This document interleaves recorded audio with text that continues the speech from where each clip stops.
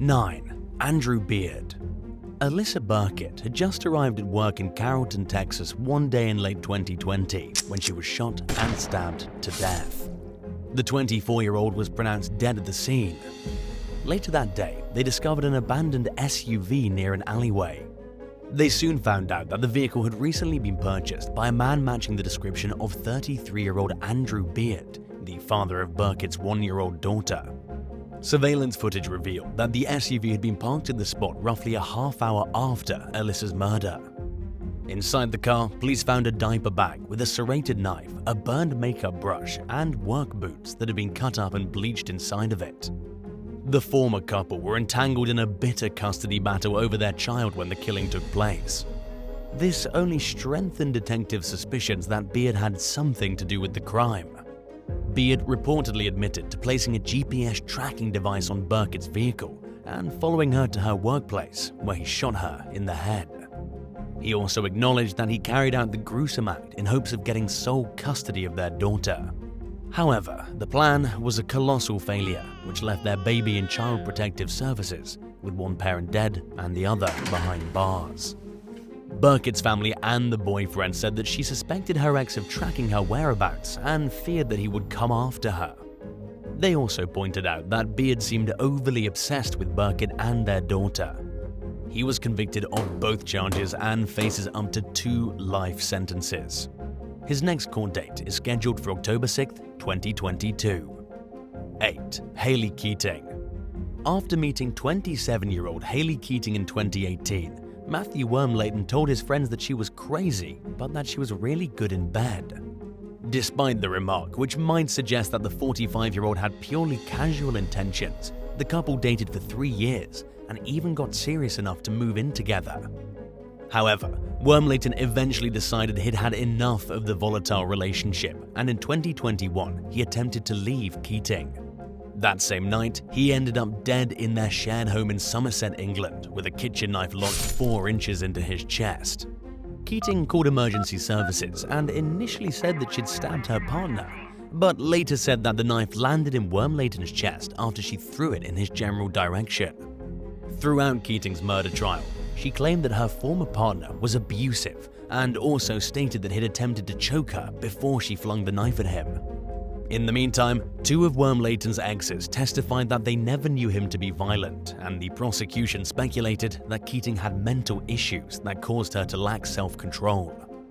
A jury convicted her of manslaughter, and a judge sentenced her to 6 years in prison.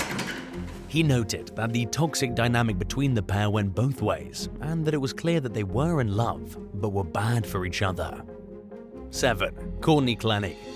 25-year-old OnlyFans model COURTNEY CLENNEY, better known to her followers as Courtney Taylor, drew attention when she was accused of murdering her boyfriend in April 2022. The seductive blonde was arguing with 27-year-old Christian Ombumseli in the couple's Miami high-rise apartment when she allegedly stabbed him in the shoulder. Emergency responders rushed him to the hospital, where he later died from his injuries.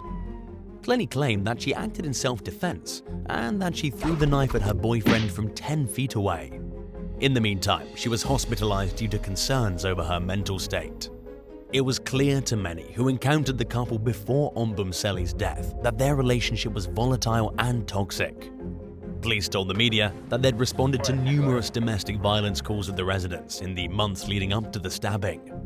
A neighbor apparently reported that they'd seen Ombumseli swinging his fist and striking CLENNEY about a week before the incident. Speaking with local station WPLG, the person said that it was unclear whether Ombumseli was using an open or closed fist, but that he was definitely hitting his girlfriend. The couple's friends, on the other hand, acknowledged that the relationship was tumultuous, but pointed the finger at CLENNEY as the short-tempered and violent partner. Ashley Vaughan told the Daily Mail that she'd never seen Ombumseli hit his girlfriend, but that she had seen CLENNEY hit him. She further stated that she and a few others did not believe that Ombumseli would ever put CLENNEY in a position of having to stab him in self-defense. Authorities initially sided with CLENNEY's self-defense claim, but reopened the case at the urging of the lawyer representing Ombumseli's family. They charged her with murder after a medical examiner determined that a knife thrown from 10 feet away could not have caused the man's fatal wound. CLENNEY's lawyer, Frank Prieto, maintained his client's innocence and said that he's prepared to prove that Obumseli was the primary aggressor. 6. Anthony OZOMARO. On March 8, 2019, 4 children showed up at their neighbor's home in Kalamazoo, Michigan, and said that their mother was in trouble. The resident called the police, who found 35-year-old Nicolay Riorjas dead in her home. Someone had shot her while she was asleep in bed. An investigation led detectives to suspect that her ex and the father of 2 of her children, 32-year-old Anthony OZOMARO, had something to do with her death.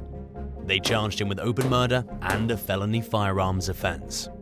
Nicole's friend, Kalamazoo County Commissioner Stephanie Moore, said that in the 6 months leading up to the murder, OZOMARO was charged twice with domestic violence and gun possession.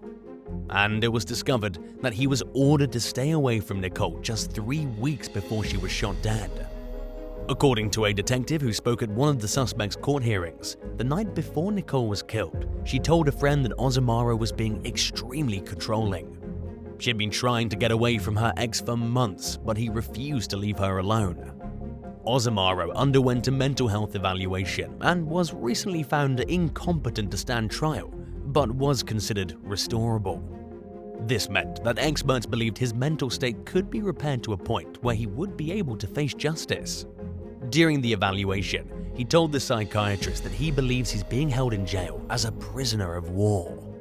He was ordered to undergo inpatient psychiatric treatment in hopes of getting him well enough to go to trial.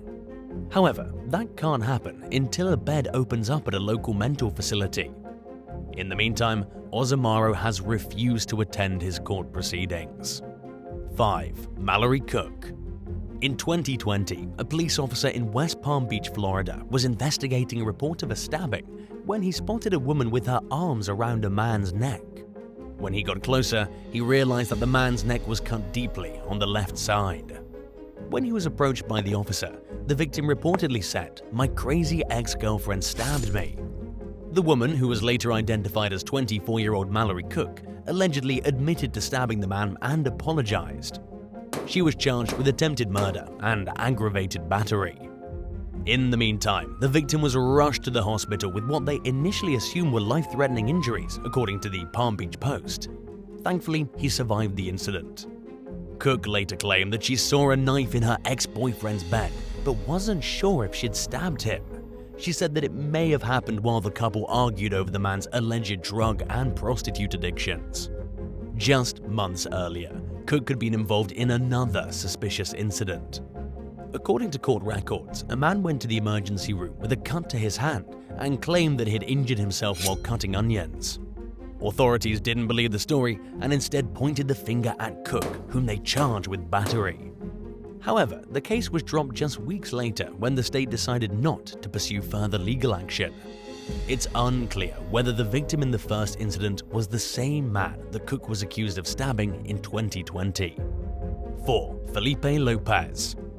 28-year-old Felipe Lopez had just been freed from jail weeks earlier when he beat his girlfriend to death in 2013 at their London flat. The recently released criminal already had a string of domestic violence convictions under his belt when he moved in with 23-year-old Anastasia Voykina. The girl had said that she wanted to help the troubled man overcome his mental issues. Sadly, it proved to be a more ambitious task than she could handle. Lopez knocked their Christmas tree down the stairs and then brutally bludgeoned her to death with a hockey stick. Voykina's body remained in the flat for over a week before a missing persons report was filed, prompting police to go there in search of Lopez. Her remains showed more than 60 injuries from the unhinged attack. Lopez's lawyer argued in court that voices in his client's head told him to kill Voykina. Prosecutors, on the other hand, accused Lopez of failing to take his medication and check in with mental health workers daily, which were the conditions of his recent release. In the end, Lopez was convicted of manslaughter with diminished responsibility due to his mental health issues. He received a life sentence with a minimum of just over 7 years and could see freedom again as early as age 35. The sentence was especially disappointing, as it came after officials questioned how authorities had repeatedly failed to oversee Lopez properly, enabling him to commit a 6-year string of assaults against women. 3. Courtney Ireland Ainsworth. When Lewis Jolly and Courtney Ireland Ainsworth ended their 2-year relationship in late 2019, it seemed like they'd parted on good terms. 19-year-old Courtney began dating a new man, and Lewis focused on moving on with his life. However, his ex-girlfriend had concocted a diabolical scheme to make him suffer. Courtney made as many as 30 fake social media profiles and sent threatening messages to herself, which she reported to the police on separate occasions throughout 2020. She accused Lewis of being the culprit, and he was arrested 6 times based on the false allegations. He was also hit with assault and stalking charges, a restraining order, and a nightly curfew. After bailing himself out of jail, the young man was required to wear an ankle monitoring device while his case played out. In addition to blaming Lewis for the threatening messages, Ireland Ainsworth made a series of other false claims against the man. She said that Lewis made harassing calls from blocked numbers, stalked her and the people in her life, filmed her in public, threw a brick through her grandmother's window, and trashed her home. The lies continued to pile up after the first time Lewis was arrested, when the malicious young woman told authorities that his stalking behavior had worsened. Investigators discovered the ruse when they requested data from Facebook and connected at least 17 Instagram accounts to Ireland Ainsworth's IP and email addresses. The prosecutor dropped the charges against Lewis and instead charged Ireland Ainsworth with perverting the course of justice. Her lawyer argued that childhood trauma triggered her cruel behavior, but the judge was less forgiving. Ireland Ainsworth ended up pleading guilty and was sentenced to 10 months in prison. 2. Troy Parker. Sabrina Herrera was just 19 years old when something went horribly wrong one day in 2018. After losing contact with the young woman without explanation, her loved ones located her abandoned vehicle on a dead-end street in Missouri City, Texas. Police were called to the scene, and Sabrina's body was discovered in the trunk of the vehicle. They determined that the last person to see her was her boyfriend and high school sweetheart, 20-year-old Troy Parker. The authorities brought him in for questioning, and he confessed to strangling Sabrina to death with a cord at his home. He failed to provide a motive for why he killed his girlfriend of 5 years and was consequently charged with murder. Parker pleaded guilty and received a 45-year prison sentence, along with a $10,000 fine for the crime. 1. Tawny BLAZEJOWSKI. When Joe Good got tired of walking on eggshells around his girlfriend, Tawny BLAZEJOWSKI, he decided to end the relationship for good. It seemed to him like Tawny got upset very easily, and as they say, a person can only take so much. However, the breakup marked the beginning of what would prove to be one of the most tumultuous periods of Joe's life. Tawny embarked on a relentless campaign to make his life a living hell. She started with a nude photo of him that she sent to his boss after hacking into his email account and changing his password. Not long after that, she showed up at the police station with a bloody lip and told police Joe had hit her. She even called the Florida abuse hotline and claimed that her ex was committing horrific crimes against his own children. Tawny also targeted Joe's colleagues and, eventually, his new girlfriend. She had apparently sent an anonymous letter to the girl's landlord, threatening to burn the house down if she was not evicted within 30 days. For a long time, police took her side, and because of this, Joe was arrested several times and even lost his job of 24 years. Eventually, the tide turned in his favor, and investigators realized that he was the true victim in this case. A search of Tawny's home and computer provided authorities with all the evidence they needed to charge her with multiple counts of aggravated stalking, false reports of abuse, and threats of extortion. She begged the judge for leniency, but was sentenced to 9 years in prison, finally giving Joe a chance to rebuild his life after all the destruction she'd caused. Thanks for watching.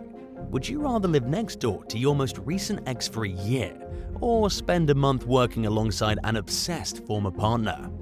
Let us know in the comments below, and don't forget to subscribe. We'll see you next time.